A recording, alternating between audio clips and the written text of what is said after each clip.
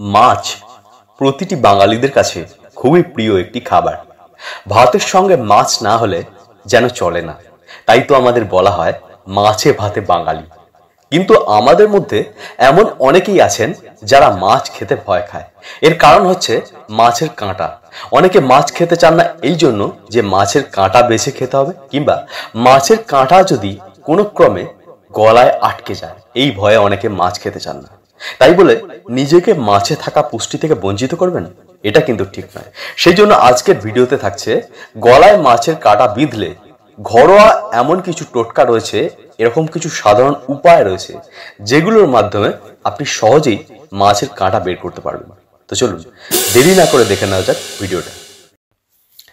Number 1, লবণ কাঁটা নরম করতে সাহায্য করে।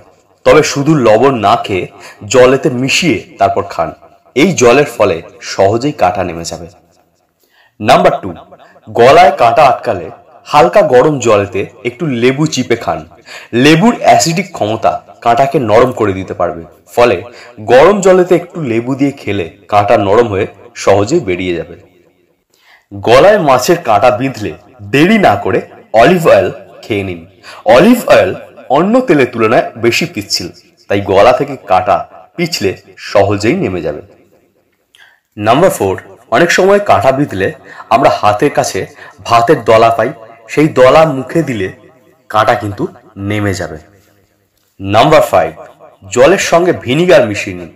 ভিনিগার গলায় বিঁধে থাকা মাছের কাঁটাকে সহজেই নরম করতে পারে, তাই জলের সঙ্গে ভিনিগার মিশিয়ে খেলে কাঁটা সহজেই নেমে যাবে।